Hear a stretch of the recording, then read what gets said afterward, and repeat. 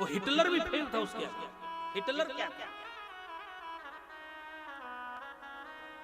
धनानंद शासन कर रहा था, पूरी प्रजा को लूटा उसने, अपनी प्रजा को लूटा और प्रजा को लूट करके निर्धन बना दिया। धनानंद के धन की प्यास नहीं बुझी। उसने कहा पता लगाओ धन किसके घर में है। एक व्यक्ति से कहता है जाओ ऊंट बेचो और देखो ऊंट कौन खरीद रहा है। 1 रुपए में 10 ऊंट ले लो, 1 रुपए में 10 ऊंट ले लो, 1 रुपए में 10 ऊंट ले लो।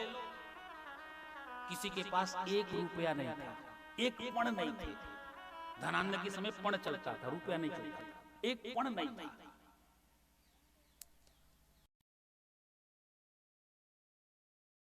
गांव से वो व्यवसायी निकला, एक पण में 10 ऊंट, 1 पण में 10 ऊंट, 1 रुपए का 10 ऊंट। एक छोटा सा बच्चा था, वो मचल गया, अपनी मैया के आंचल को पकड़ के खींचने लगा। मैया मैं 10 ऊंट ले ले, मैया मैं 10 ऊंट ले ले।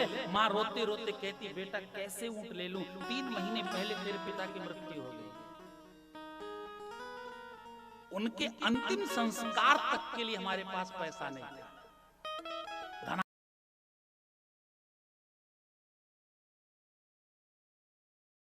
बच्चा मचला और कहता मेरे पिताजी होते ना तो मुझे ऊंट लेके दे देते। उस मां का हृदय द्रवीभूत हो गया। उसे याद आया कि जब मैं अपने पति को धरती में गाड़ रही थी तो उसके मुख पे 1 पण रख दिया था, 1 रुपया रख दिया था। रात के अंधेरे में वो मां जाती है और अपने पति को जहां उसने गाड़ा था खड्डे को खोदती है, पति को निकालती है, उसके मुख से रुपया निकाली, फिर पति को उसी गड्ढे में डाल के ढक दी। 1 पण लाके ऊंट वाले को दे दिया, भैया मुझे 10 ऊंट दे दो। उसने 10 ऊंट दिए। धनानंद से जाके बताया एक विधवा औरत जो 3 महीने पहले विधवा हुई है, उसने 10 ऊंट खरीदे। कितने में? 1 पण में। पता लगाओ 1 पण उसके पास बचा कैसे? सैनिकों ने बंदी बना लिया उस मां को। धनानंद ने पूछा बता तेरे पास 1 पण कहां से आया? उस रोती मां ने कहा अब तो हद हो गई। अरे 3 महीने पहले मेरा पति मृत्यु को प्राप्त हुआ, उसके मुख पे मैंने 1 पण रख दिए थे, उन्हीं 1 पणों से मैंने 10 ऊंट खरीदे, तुझको इसमें भी आपत्ति है? धनानंद ने कहा फिर से बोलो, 1 रुपए तुम्हें कहां से मिले? मैंने अपने पति के मुख पे रखा था। धनानंद बोला इसका मतलब जितने लोग मरे हैं सबके मुख पे 1-1 रुपया रखा गया होगा। बोले हाँ, सैनिकों को आदेश दिया पूरी धरती खोद डालो, सब लाशों को निकालो और उनसे 1-1 रुपया निकालो। लेकिन उस धनानंद का धन कहां गया? उसने अपने धन को पानी में छिपा के रखा, सारा धन बह गया, किसी अर्थ का नहीं आया। सिकंदर से बड़ा कोई लुटेरा नहीं होगा। उसने पूरी दुनिया को लूटा और पूरी दुनिया को लूटने के बाद जब सिकंदर अपने वापस देश को पहुंचा, उसने कहा जब मेरी मृत्यु होवे तो मेरे दोनों हाथ मेरे ताबूत से बाहर रखे जाएं और मेरे ताबूत पे एक तख्ती लिख के टांगी जाएगी। सिकंदर जब मरा उसे ताबूत में बंद किया गया और उसके दोनों हाथ बाहर निकाले गए। उसके ताबूत पे एक तख्ती लटकी रही थी, लोगों ने पढ़ा उस पर क्या लिखा है। सिकंदर ने लिख के दिया था मेरे मरने के बाद ये टांग देना मेरी तख्ती थी। कमी क्या थी सिकंदर को, कमी क्या थी सिकंदर को, जहां हाली और माली थे,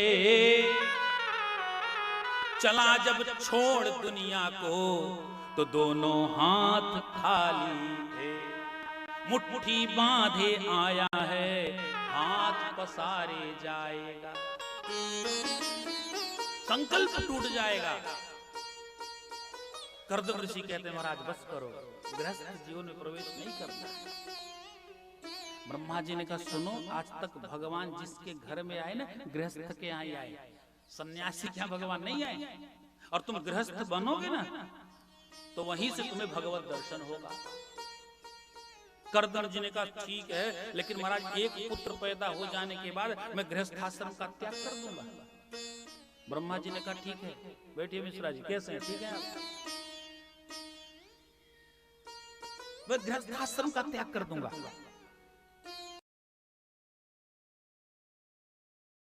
ब्रह्मा जी ने कहा ठीक है। तो निश्चित समय से महाराज मनु अपनी पुत्री को लेकर के आए, और जब मनु जी अपनी पुत्री को लेकर आए, रथ में बिठा के साथ में उनकी धर्मपत्नी शतरूपा जी भी आई। करदम ऋषि ने देखा कि राजा आ रहा है, तो राजा का स्वागत होना चाहिए। करदम ऋषि ने अपने हाथ से 4 आसन लगाए।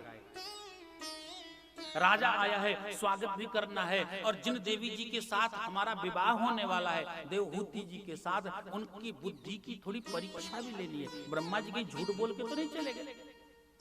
योग्य संतान की उत्पत्ति उसी कन्या से संभव है जिसकी बुद्धि तीक्ष्ण होगी, जिसके संस्कार सुष्ठु हो गए। अगर अपने कुल में योग्य संतान की इच्छा रखते हो तो दहेज की प्राथमिकता को बंद करें और योग्यता के अनुसार विवाह करें पुत्र का। योग्य कन्या ही योग्य पुत्र को जन्म दे सकती है।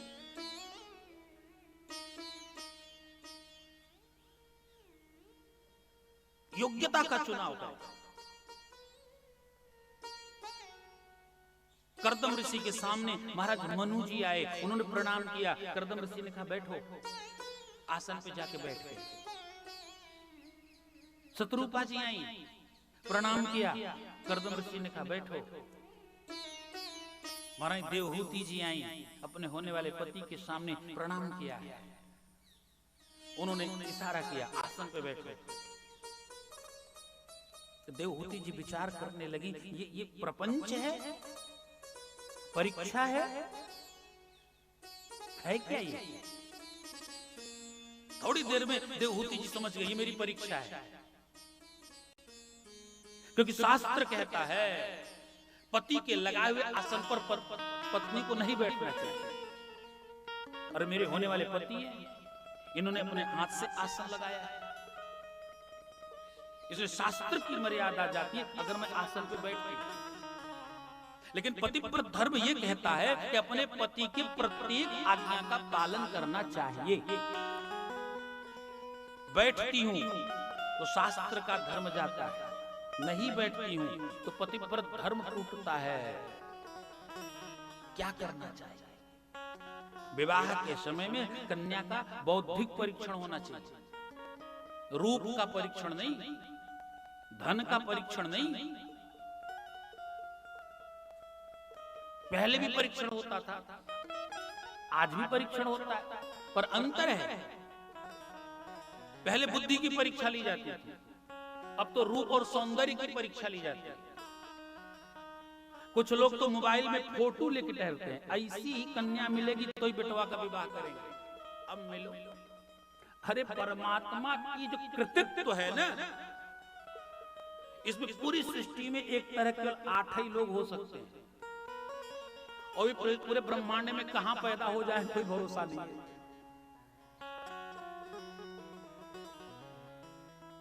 आज भी लोग, एक बहन का विवाह प्रसंग था, तो उस बहन को देखने के लिए ससुराल के लोग आए थे। हाँ, आजकल तो लोग आते हैं तो 1-2 जन मिलकर नहीं देखते, 50-60 लोग। ये कुरीति का जन्म हो रहा है समाज में, ये उचित नहीं है। इस तरह के पाखंडों से दूरी बनाए सब लोग। एक पिता पाई पाई जोड़ करके अपनी कन्या के विवाह के लिए उद्यत और तैयार होता है, और आजकल तो एक विवाह का खर्च केवल कन्या की गोद भराई में चला जाता है। इस खर्च से किसी को लाभ है? वर पक्ष या कन्या पक्ष को? केवल धन की हानि है, अपव्यय है। तो आ गए 50-60 जन देखने वाले, और कन्या के पिता से जितना हो सका उसने उतनी व्यवस्था की, और सबके सामने हाथ जोड़ करके, महाराज कोई कमी तो नहीं है, महाराज कोई गलती हो जाए क्षमा करना, मैं बड़ा गरीब हूँ, मैं आपकी सेवा में समर्पित हूँ, मैं आप जैसे कहेंगे हम वैसे जीवन भर आपकी गुलामी करेंगे, पर मेरी बिटिया को स्वीकार कीजिए। बिटिया बार बार देखती मेरा पिता झुकता क्यों है, मेरा पिता ही क्यों झुकता है। और सब लोग खूब चक्कर खाए पिए, महाराज कोई कमी तो नहीं है। तो एक इसका सब कुछ बढ़िया है, बस ये दही बड़ा में थोड़ा सा काला वाला नमक कम। कन्या देखने वाला आया था, हलवाई आया था, स्वाद चखने वाले को बुलाया, कन्या का बौद्धिक परीक्षण करने वाला आया कि हलवाई लेके आए थे तुम, ये बड़ा में नमक कम है, ये बताने के लिए क्या आवश्यकता है। लोग अपनी अपनी बुद्धि का प्रदर्शन करते हैं, कम बड़े बड़े सुमधुर व्यंजनों का आस्वादन करने वाले, और कुछ लोग तो ऐसे हैं जिनके आस्वादन की प्रक्रिया केवल पर दरवाजे पे चलती है। ऐसे भी लोग होते हैं जो प्रतीक्षा करते रहते, कोई निमंत्रण दे दे हम चले। खूब बढ़िया चक्कर खाए पी लिए, किसी ने कहा भाई लड़की देख लो जिसको हम देखने आए। बोले हाँ बुलाओ बुलाओ। अब वो बहन आई बिल्कुल डरी सी सहमी सी, और 50 लोग गुलाई गुलाई बैठे हैं, उनके बीच में वो बहन बैठ गई, 50 लोग घूर घूर के देख रहे हैं। अच्छा वहां एक एक से विशेषज्ञ होते हैं, मैंने देखा है कई बार। कोई पैरों की तरफ ध्यान से देखेगा कि पैर की उंगलियां ठीक हैं कि नहीं, कोई हाथ की उंगलियों को देखेगा, कोई नाक देखेगा, कोई आंख देखेगा। 50 लोग हैं, 50 अंगों का निरीक्षण कर रहे हैं। वो बहन आके बैठ गई, लोगों ने देखा, बोले ठीक है। किसी ने कहा कुछ पूछ लो। कौन पूछे, तू ही पूछ ले। अरे बहन तू ही पूछ ले। करते करते एक ने पूछा, एक बात बताना। बोले क्या? बोले तुझे पिज्जा बनाना आता है?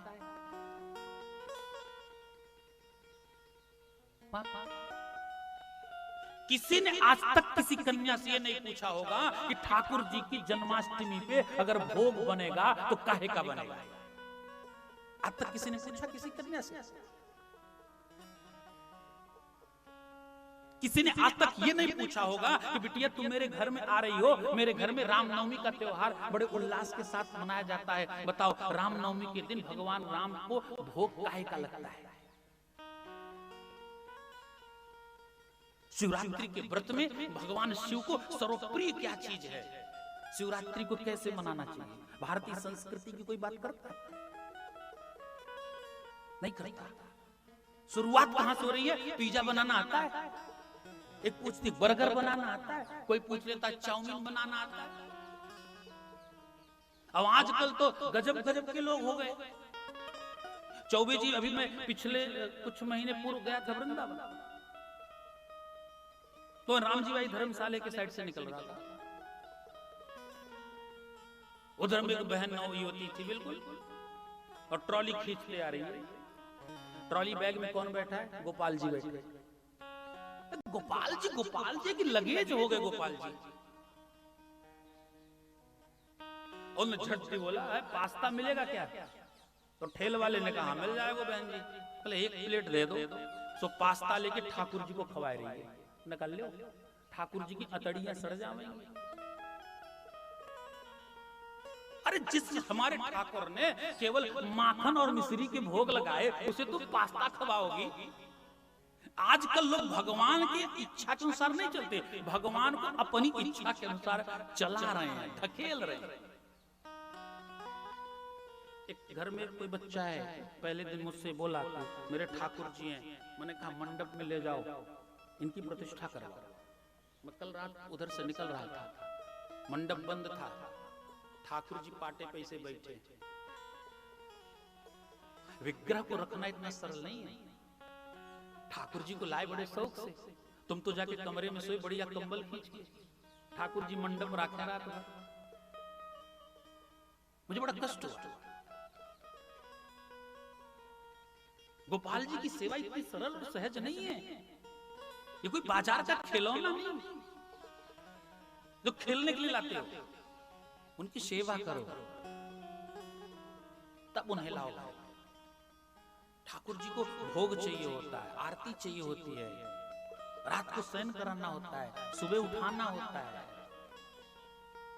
ये भारतीय संस्कृति है।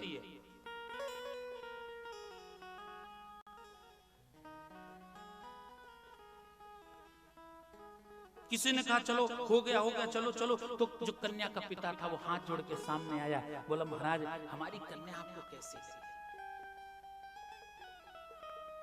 हाँ ठीक है हमने देख लिया, हम फोन करके बता देंगे। संयोग से जब कन्या देखने आए थे, दूल्हा सरकार भी आए थे, तो किसी ने कहा दूल्हा सरकार से तुम भी कुछ पूछ लो। बोले कुछ नहीं पूछना है, कुछ तो पूछ लो। तो दूल्हा सरकार बोले ठीक है एक बात बताना। बोले हाँ। बोले तुम्हें नाचना आता है? उस बहन ने कहा हाँ मुझे नाचना आता है। हाँ हमारी तरफ से पास है। किसी ने कहा कुछ और पूछ लो। बोला बात बताना। बोले बोले तुम्हें गाना आता है? उस बहन ने कहा हाँ मुझे गाना आता है, मैंने सीखा है, प्रयाग संगीत समिति इलाहाबाद से सीखा है। हमारी तरफ से पास है। कन्या के पिता ने पुनः वर के पिता से पूछा महाराज बताओ ना हमारी कन्या आपको कैसी लगी? हम बताए ना फोन करके बता देंगे। और जब उसने कहा हम फोन करके बता देंगे, जो कन्या का पिता था ना उसकी आंखों से आंसू टपकने लगे। जब अश्रुधारा बही ना, वो बहन बर्दाश्त नहीं कर सकी। जो दूल्हा सरकार उठे तो झट दिन के हाथ पकड़ लिया। दूल्हा सरकार पीछे मुड़े, किसने हाथ पकड़ा? क्या बात है? अरे रुको, क्या हुआ क्या हुआ? अरे मुझे भी कुछ पूछना है। तो दूल्हा के साथ कुछ फटीचर भी आते, उनके मित्र। हाँ तो दारागंज की गलियों में मिल जाएंगे, अल्लाहपुर के नुक्कड़ पे मिल जाएंगे, बैरहना के चौराहे पे मिल जाएंगे, कीटगंज और धूमनगंज में घूमते हुए मिल जाएंगे। ऐसे कुछ लोग भी आते हैं साथ। हाँ पूछो पूछो, मेरे मित्र ने सब कुछ पढ़ा, गणित पढ़ा, भूगोल पढ़ा, विज्ञान पढ़ा, अंग्रेजी भी पढ़ा। पूछो, इलाहाबाद यूनिवर्सिटी का विद्यार्थी है। उस बहन ने कहा सुनो मेरे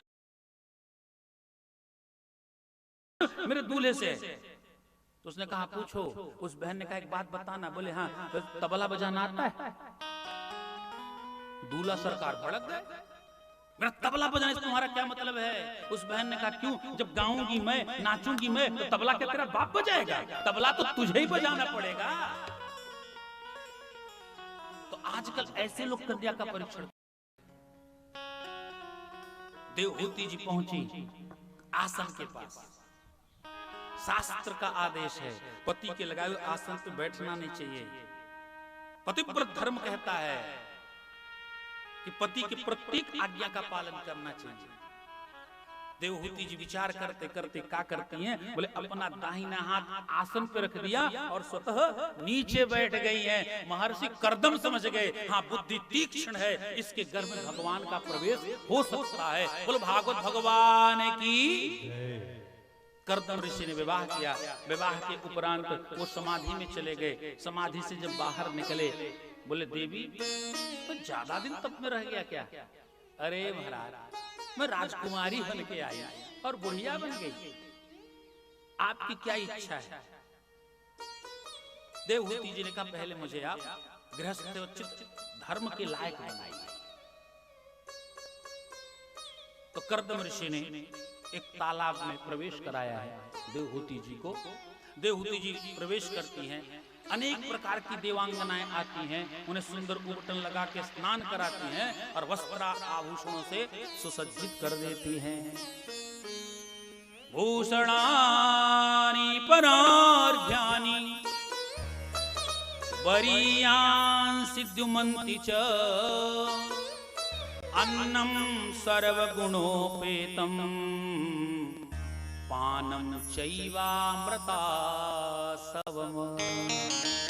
अन्नम सर्वगुणोपेतं, ऐसे दिव्य मधुर भोजन का आस्वादन कराया कि माता देवहूति के शरीर में जो दिव्यता आ गई थी वो दिव्यता में परिवर्तित हो गई और दिव्य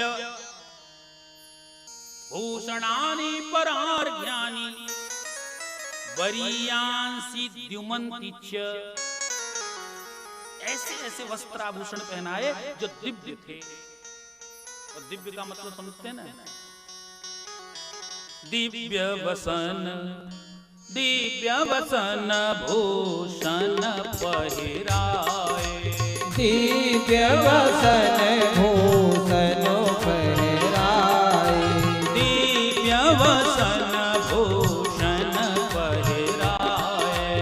दिव्य वसन भूषण पहिराए। दिव्य वसन भूषण पहिराए। दिव्य वसन भूषण पहिराए। दिव्य वसन भूषण पहिराए। दिव्य वसन भूषण पहिराए। जे नित नूतन अमल सुहाए। जे नित नूतन अमल सुहाए। जे नित नूतन अमल सुहाए। जे नित नूतन अमल सुहाए। दिव्य वसन भूषण पहिराए। दिव्य वसन भूषण पहिराए। दिव्य वस्त्राभूषणों से सुसज्जित कर दिया है।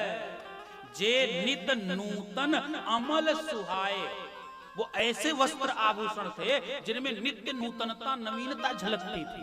अमल, जो वस्त्र कभी गंदे नहीं होते थे। जब माता जानकी जी का हरण करके रावण ले गया ना, अशोक वाटिका में रख दिया, तो कुछ दिनों के अनंतर एक बार मंदोदरी मिलने गई माता जानकी से। और माता जानकी को प्रणाम करके आ गया। मंदोदरी, आप जैसे सती का दर्शन जीवन में नहीं हुआ था, पहली बार दर्शन किया, मैं धन्य भई। मंदोदरी जब आई तो अपने दासी के द्वारा पर्याप्त वस्त्र और आभूषण भिजवाए। ले जाओ, ये जनक नंदिनी को दे दो, उनके वस्त्र गंदे हो गए, मलिन हो गए। जब वो दासी लेके वस्त्र आई और माता जानकी जी से कहती हैं, ये महारानी मंदोदरी के द्वारा उपहार भेजे गए आपके लिए, आप इन वस्त्रों को स्वीकार करो। जानकी जी ने पूछा क्यों? बोले मंदोदरी जी कह रही थी वो महारानी है, उनके वस्त्र मलिन हो ये ठीक नहीं है। महारानी माता जानकी जी ने उत्तर दिया, चिंता मत करो, ये साधारण वस्त्र नहीं है, ये दिव्य वस्त्र हैं, माता अनसुईया के द्वारा दिए गए हैं, ये कभी गंदे हो नहीं सकते, इसलिए दिव्य वसन भूषण पहिराए। जे नित नूतन अमल सुहाए, जिनमें कोई मलिनता नहीं है, ऐसे वस्त्रों से सुसज्जित कर दिया है। बाहर आई देवहूति जी, करदम जी ने पूछा क्या इच्छा है? बोले महाराज तीर्थाटन करने की इच्छा है। विमान शास्त्रों के रचयिता, ये जो उड़ता है ना ऊपर ऊपर,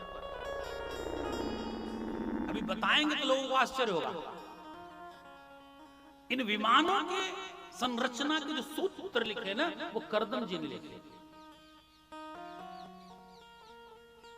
ये नालंदा का पुस्तकालय ऐसे नहीं फूंका गया था, उन्हें पता था अगर ये पुस्तकालय बच गया तो ये लोग बहुत आगे निकल जाएंगे।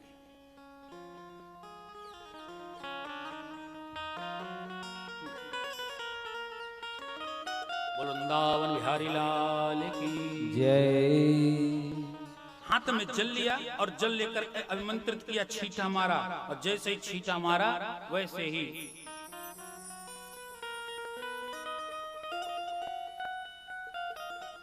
एक दिव्य विमान बन के तैयार हुआ और उसी विमान में बैठ करके तीर्थाटन किया। तीर्थाटन के बाद बोले देवी अब क्या इच्छा है? बोले अब गृहस्थ जीवन होना चाहिए। सो सुंदर गृहस्थाश्रम बनाया, गृहस्थाश्रम में प्रवेश किया। और जब गर्भाधान संस्कार आरंभ हुआ तो देवताओं का आवाहन करके बुलाने वाली देवहूति जी ने क्या किया है? माता शक्ति का आवाहन किया। नमो देव्यै महादेव्यै शिवायै सततं नमः नमः प्रकृत्यै भद्रायै नियताः प्रणतास्मता। हे देवी, अभी आपकी आवश्यकता है, आप पधारो। तो हमने कहा ना, देवताओं का आवाहन करके बुलाने वाली देवहूति। देवहूति मैया ने आवाहन किया तो देवहूति के घर में 9 कन्याओं का जन्म हो गया। जब 9 कन्याओं का जन्म हुआ तो एक बार कर्दम ऋषि घबराए, अपनी झोला झंडी लेके भगे। माता देवहूति ने पूछा, कहां चले?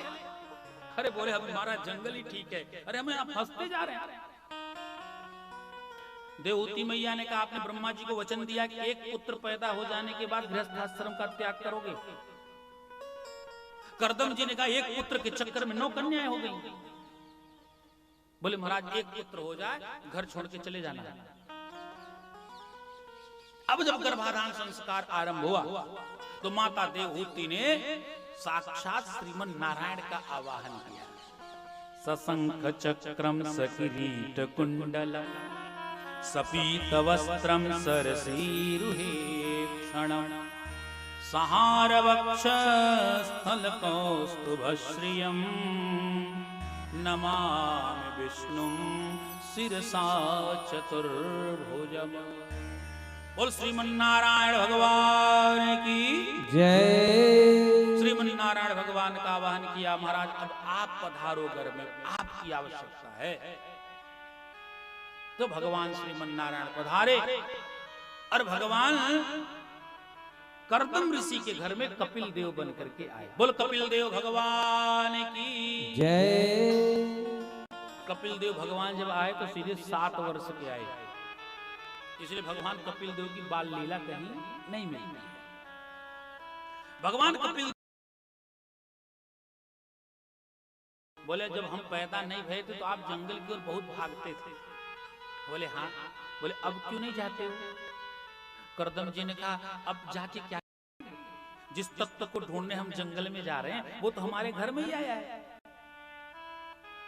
भगवान कपिल देव ने कहा, नहीं, गच्छ कामो मया स्पृष्ट मयि सन्न्यस्त कर्मणा जित्वा सुदुर्जयं मृत्युम् अमृतत्वा।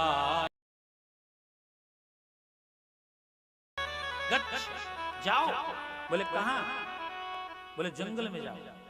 जंगल में जाके क्या करना है? बोले यहां करना है, बाद में जंगल में करना है। बोले यहां क्या करना? बोले भाई संन्यास्त कर्मणा, अपने समस्त कर्मों का न्यास कर दो, त्याग कर दो और संन्यास लेकर के जंगल में जाओ। किस लिए? बोले अमृतत्वाय माम भज, अमृत तत्व को प्राप्त करने के लिए आप मेरा भजन करो। पिताजी को उपदेश दे करके भगवान कपिल देव ने विदा किया है। एक बार की बात है, माता देवहूति जी ने अपनी कुटिया को थोड़ा सजा दिया है। जंगल से पत्ते तोड़ के लाई, तोरण द्वार बना दिया, कुछ पुष्पों के रंग को लाई, अल्पना बना दी, रंगोली बना दी, गैया के गोबर से कुटिया का लेपन कर दिया। जंगल से कुछ फल तोड़ के लाई, कुटिया में रख लेती हैं। एक झरने से पानी लाके रख दी। भगवान कपिल देव ने पूछा, मैया काहे रे? माता देवहूति कहती, बेटा एक व्यास जी आवेंगे और वो हमें कथा सुनाएंगे। कपिल देव भगवान ने कहा, मैया वो व्यास जी कब तक आएंगे? सो मैया ने कपिल देव भगवान को उठाया और व्यास पीठ पे बिठा दिया है। बोल कपिल देव भगवान की जय हो। भगवान कपिल देव ने कहा, मैया ये तू क्या कर रही है? मैया बोली, तू ही मेरा व्यास है, तू ही मुझे कथा सुनाएगा। अरे मैं तेरा पुत्र, मैं क्या कथा सुनाऊंगा? अरे अब तुम अपनी पहचान न छिपाओ हमसे, हम आपको पहचान गई हैं। हे बेटा कपिल देव, तुम साक्षात श्रीमन नारायण हैं और मैं आपकी भगवत्ता को समझ चुकी हूं। मेरा जीवन प्रमाद में बीत गया, मैंने भगवत भजन नहीं किया, इसलिए मैं आपकी शरणागति को स्वीकार करती हूं। माता देवहूति ने श्लोक गाया, तम त्वागताहं शरणं शरण्यं तम त्वागताहं शरणं शरण्यं तम त्वागताहं शरणं शरण्यं तम त्वागताहं शरणं शरण्यं स्वभेद्य संसार तरो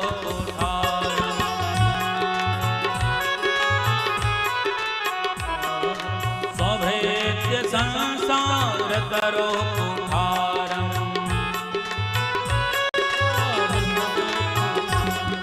तम त्वागताहं शरणं शरण्यं तम त्वागताहं शरणं शरण्यं तम त्वागताहं शरणं शरण्यं तम त्वागताहं शरणं। हे भगवान कपिल देव, तम त्वाम शरणम अहम गतामि, हम आपकी शरणागति को स्वीकार करें। स्वभृत्य संसार तरो कुठारम, हे प्रभु अपने सेवकों की रक्षा करने के लिए स्वभृत्य, भृत्य माने सेवक, स्वभृत्य संसार तरो कुठारम, आपके जो सेवक हैं ना उनके हृदय में कुठारम तरो, अज्ञानता के वृक्ष पनप गए हैं, इसलिए कुठारम, अपनी कुल्हाड़ी को उठाओ और अपने भक्तों के अंतःकरण में जो अज्ञानता के वृक्ष पनपे हुए हैं उनका समूल रूप से विनाश कर दो। स्वभृत्य संसार तरो कुठारम जिज्ञासयाहम,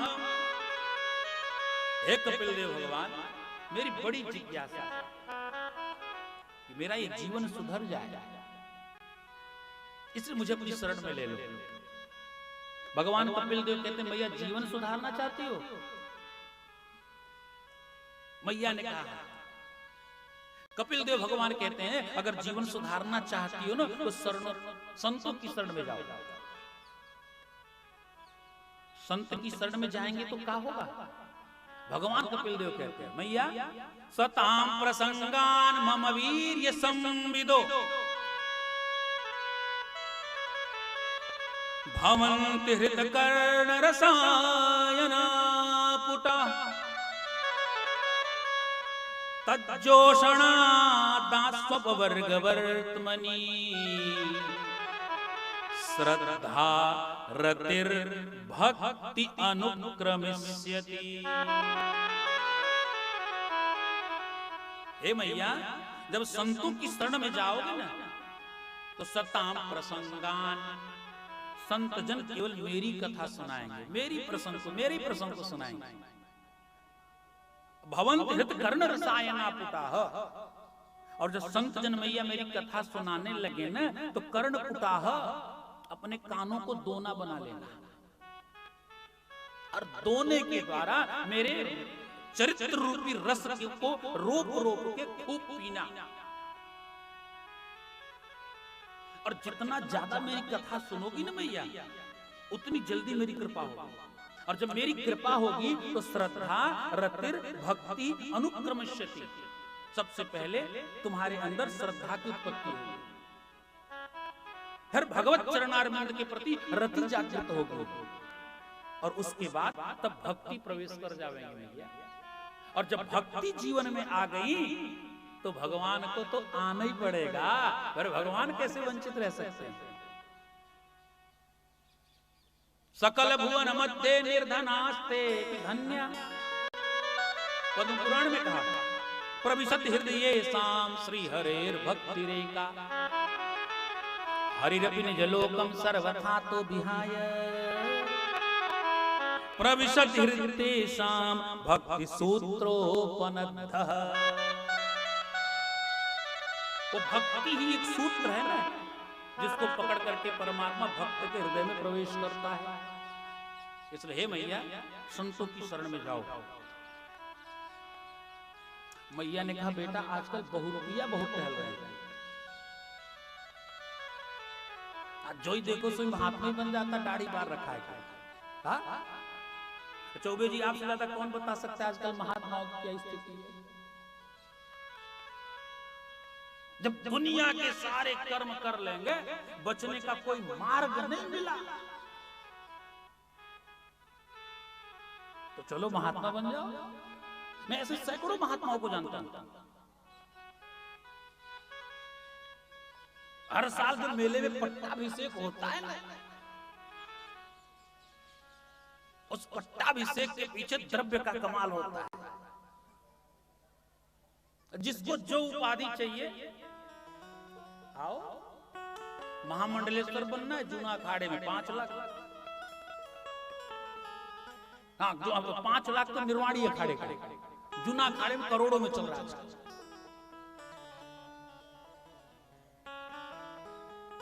और कुछ पद, आजकल एक पद निकला है प्रपन्नाचार्य, एक पद निकला प्रपन्नाचार्य। एक जन ने कहा आप लिख दो डॉक्टर रामानंद त्रिपाठी। हमने कहा हाँ। बोले बस एक काम कर लो, आप मुझसे गुरु दीक्षा ले लो, प्रपन्नाचार्य आप हो जाओगे। मैंने कहा हम खुद ही रामानंदाचार्य हैं, क्या करेंगे प्रपन्नाचार्य बन करके, क्या करेंगे भैया। ऐसा ढोंग फैलाया लोगों ने, इस शब्दों की शब्दावली और गरिमा को बिल्कुल गिरा के रख दिया है। जो कल तक साइकिल चुराते थे वो आजकल कथा करते हैं और महामंडलेश्वर लिखते हैं। हद हो गई। ये धर्म के विनाश की ओर लोग लेके जा रहे हैं। ये जो समझ में आ रहा है लोगों को, ये धर्म की हानि हो रही है, संस्कृति डूब रही है, और लोगों को समझ में आ रहा है कि हम तो आनंद में हैं। ये जितने लोग अपराध कर रहे हैं, चौबे जी में बता दे रहा हूं, आप देख लेना, घटा लेना। ये जितने लोग अपराध कर रहे हैं सब यहीं भोग के जाएंगे,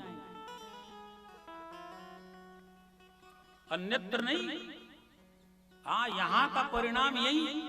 परीक्षा यहाँ दोगे तो परीक्षा फल तो यही प्रकाशित होगा ना। भारतवर्ष में डॉक्टरी की पढ़ाई करोगे तो एमबीबीएस का रिजल्ट भारत में निकलेगा ना, अमेरिका में थोड़ी निकलेगा। धर्म के साथ ऐसा खिलवाड़ न करें। धर्म के रक्षक बन के रहे। धर्मो रक्षति रक्षितः। जो धर्म की रक्षा करता है, धर्म उसकी रक्षा करता है। माता देवहूति कहती महाराज नकली बहुत है आजकल, तो कुछ लक्षण बता दो, असली के लक्षण क्या है। तो भगवान कपिल देव कहते हैं भैया अगर असली की बात करती हो तो मैं संतों का लक्षण बताता हूं। तितिक्षवः कारुणिकः सुहृदः सर्वदेहिनां अजातशत्रवः शान्ताः साधवः साधुभूषणः।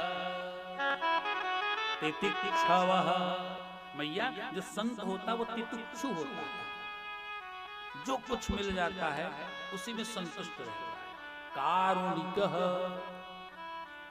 संत करुणावान होता है।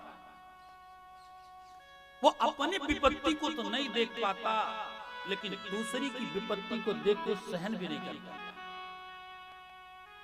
सुहृदः, उसका हृदय बड़ा सुंदर होता, बड़ा कोमल होता है।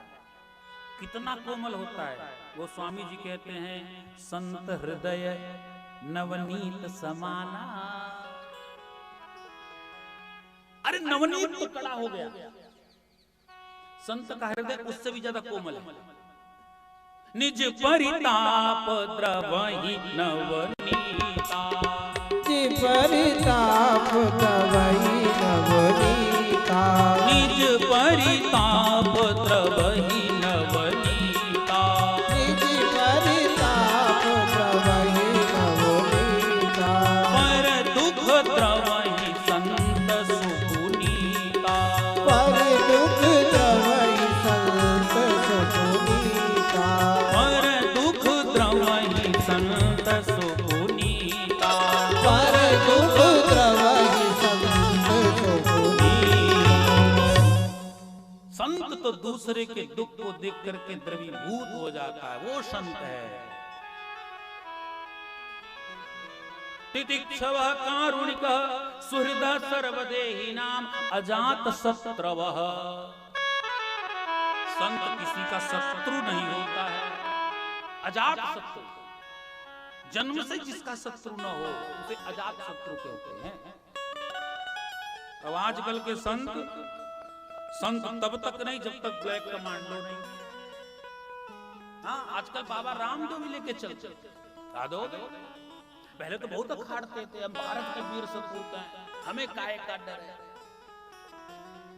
लेकिन चल रहे हैं, चलना भी चाहिए। ये भारत की संस्कृति के संवाहक लोग हैं, इनकी सुरक्षा आवश्यक है। ऐसे लोगों को सुरक्षित रखना चाहिए। ये भारत के धरोहर है।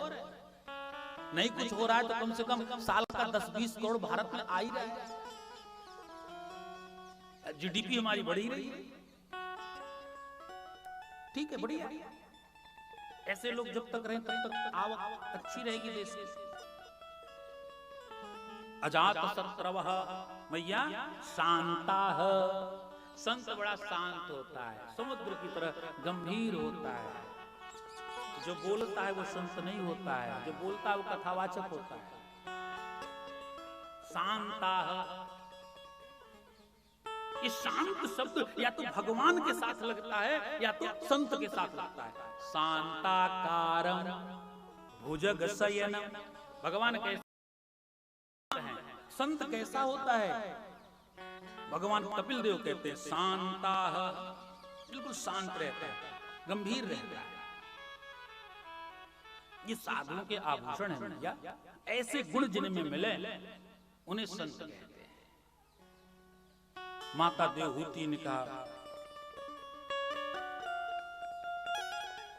तो ये संसार की उत्पत्ति होती कैसे? भगवान कपिल देव कहते हैं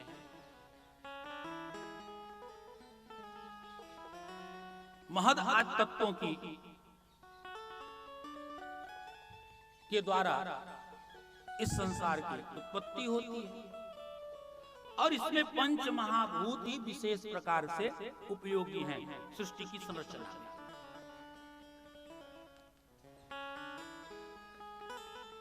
भगवान कपिल देव से माता देवहूति कहती हैं कि बेटा मोक्ष का उपाय क्या है? भगवान कपिल देव कहते हैं भक्ति। पापियों की दुर्गति कैसी होती है? भगवान कपिल देव कहते हैं मैया पापी लोग मृत्यु को प्राप्त करके नरक लोग जाते हैं और नरक लोग से जब वापस आते हैं ना तो माता के गर्भ में आते हैं। माता के गर्भ में आने पर नाना प्रकार के दुखों को भोगना पड़ता है। जीवात्मा जब माता के गर्भ में आता है स्त्री पुंसोस्तु प्रसंगेन निरुद्धे शुक्र शोणिते यथायं जायते मर्त्यः तथा वक्ष्याम्यहं तव। स्त्री और पुरुष के प्रसंग से जीवात्मा गर्भ में आता है। बोलो वृंदावन बिहारी लाल की जय। आप माता शंकर पांडे जी हैं और इस कथा पांडाल में एक अद्भुत घटना घट रही है। यहाँ पे दो परीक्षित इकट्ठे हो गए हैं। एक परीक्षित जी कथा सुन रहे हैं, हमारे वर्तमान परीक्षित ये हैं और अभी जिन परीक्षित जी को कथा सुना के आ रहे हैं वो ये हैं। तो इस कथा पांडाल में आज दो परीक्षित इकट्ठे हुए हैं। बोलो वृंदावन बिहारी लाल जय।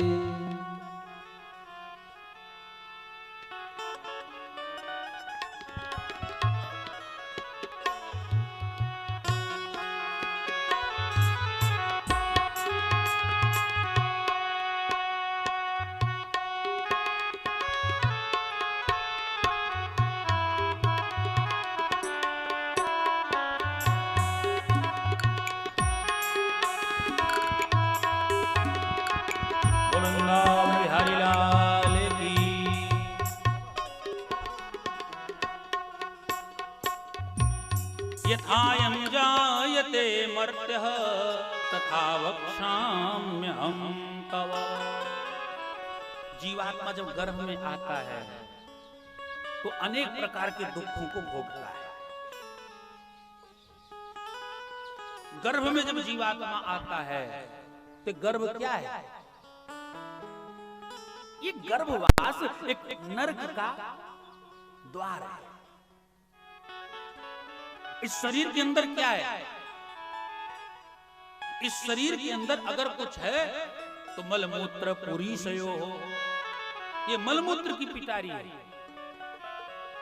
जीवात्मा जब गर्भ में रहता है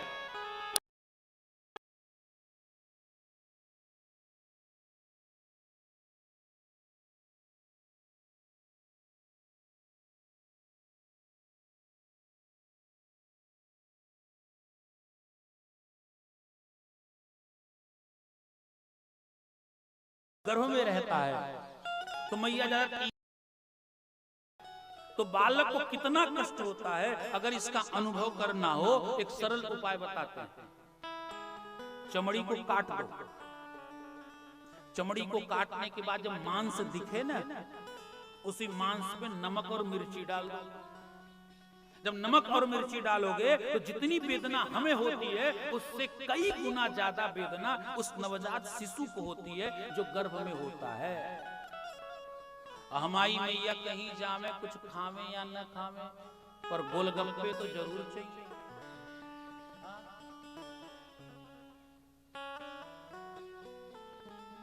कोरोना हर जगह था, लेकिन गोलगप्पे की ठेल पे नहीं था कोरोना। उस पे कभी भीड़ कम नहीं हुई। और जो माता जी रास्ते में मिल जाए, अगर शरीर टच कर जाए, छू जाए तो भड़क जाए, अरे जानते नहीं हो कोरोना चल रहा है। और वही माता पत्ते लेके ऐसे रौंदती थी ठेल पे।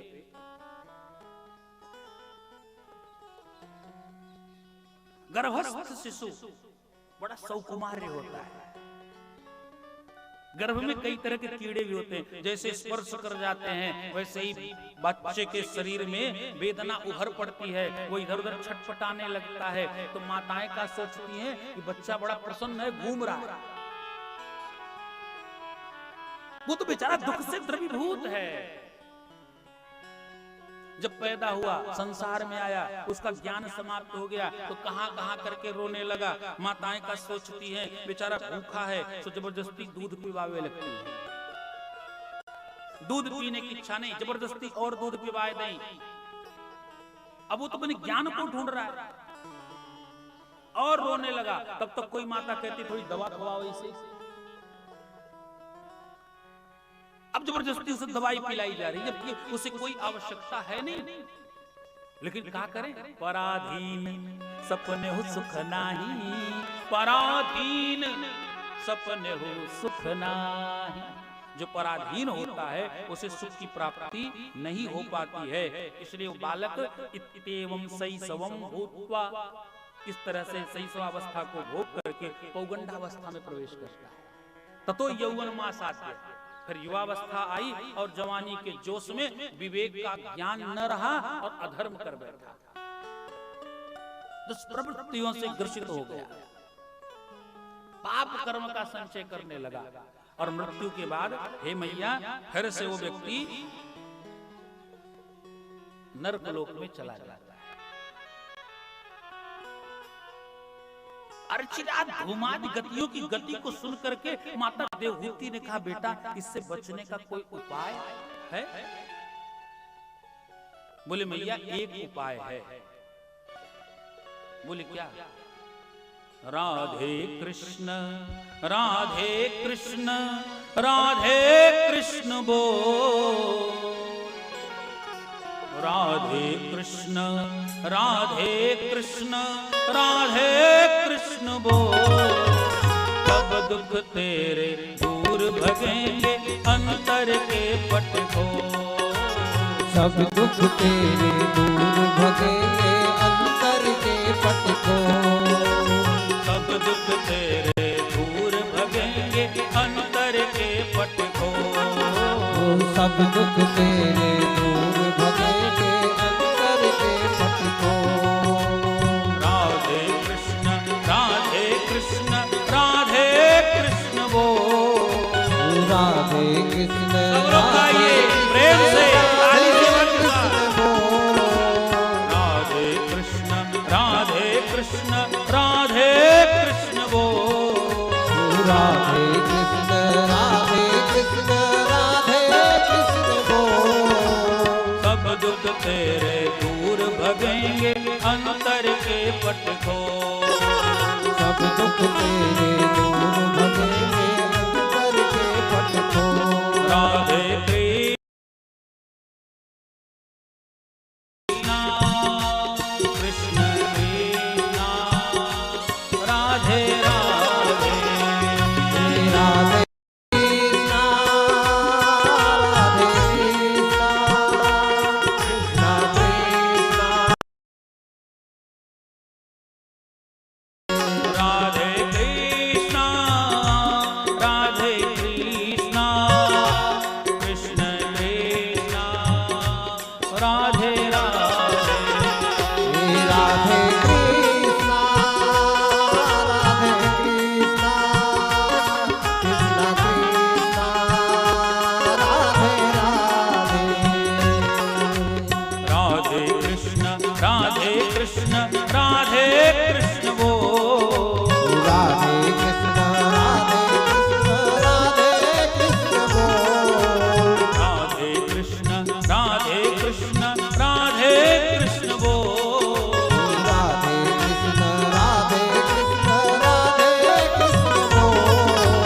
सब दुख तेरे दूर भगेंगे अंतर के पट खोल।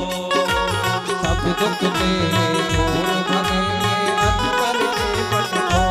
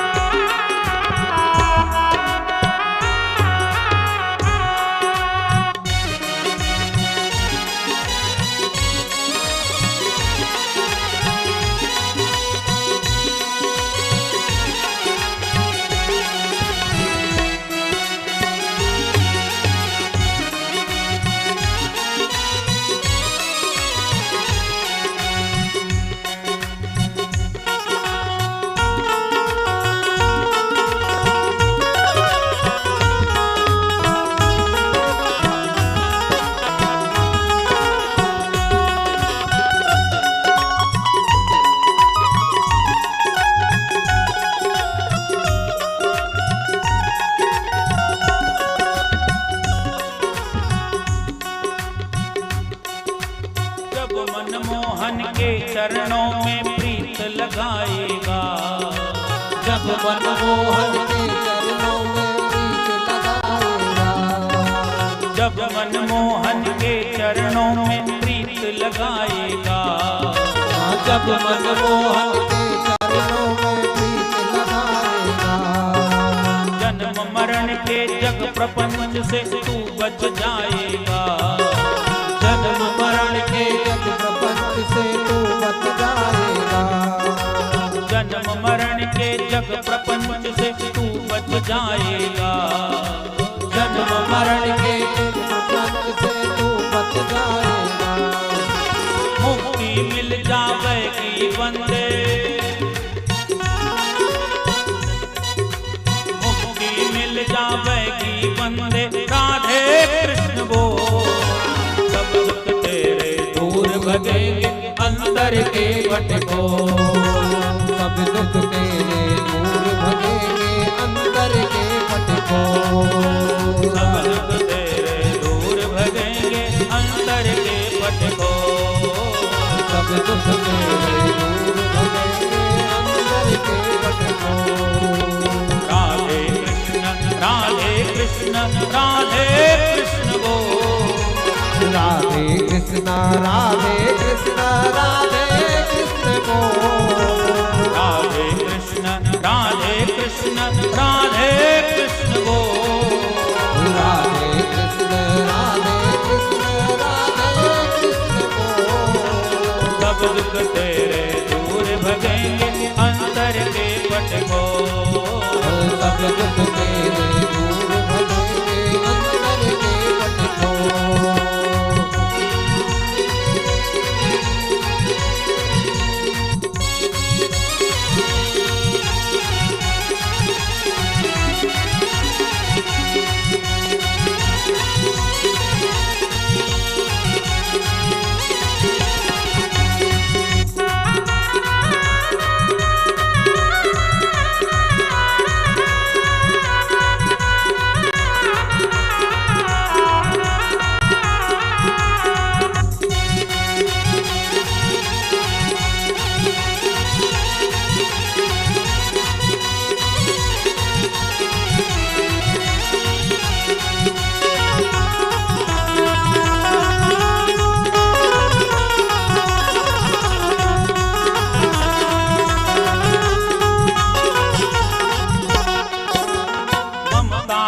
श्री राधा रानी कृपा दिखाएंगी।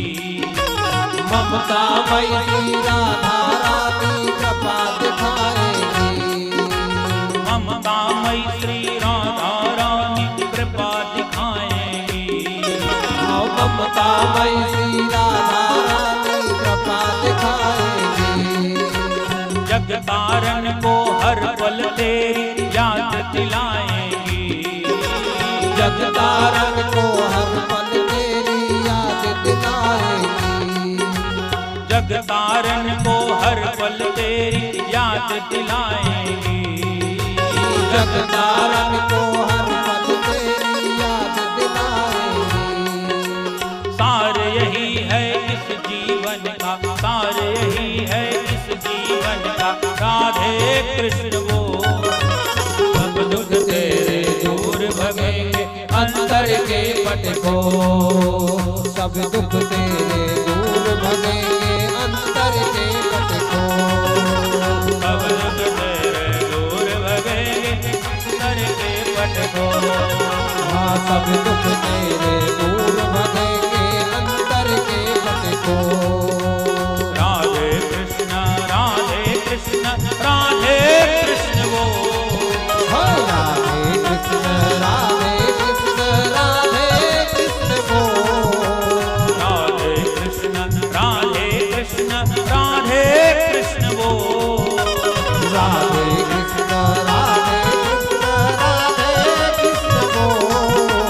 सब दुख तेरे दूर भगेंगे अंतर के पट को। सब दुख तेरे दूर भगेंगे अंतर के पट को।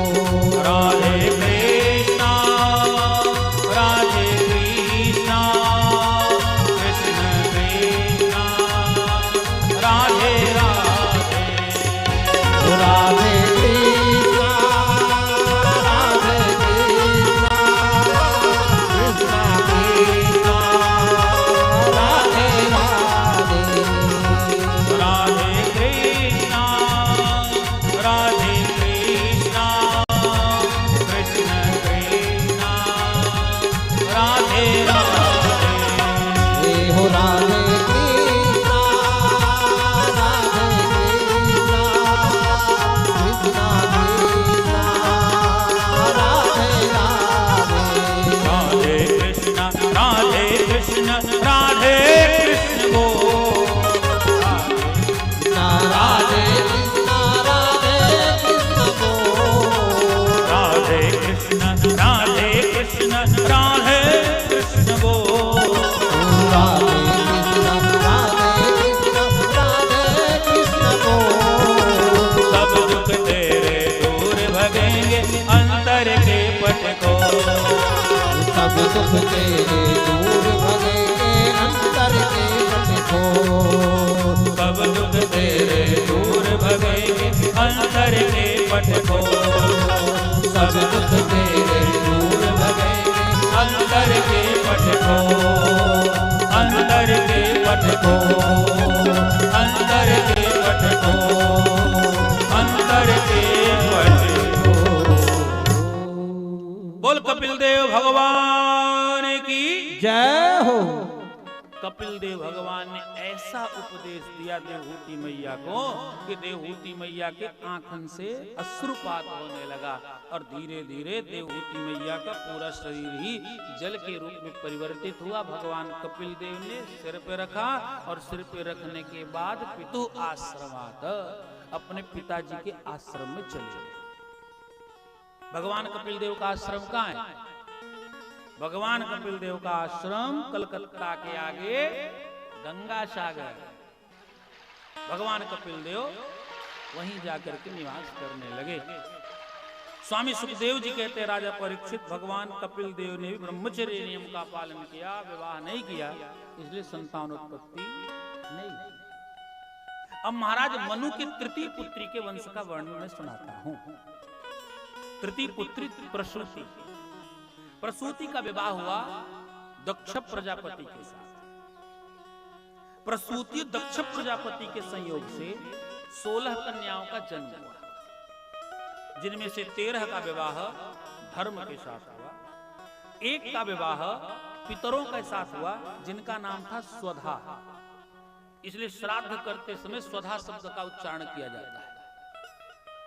और एक का नाम था स्वाहा, उनका विवाह हुआ अग्नि देवता के साथ, इसलिए आहुति देते समय स्वाहा शब्द का उच्चारण किया जाता है।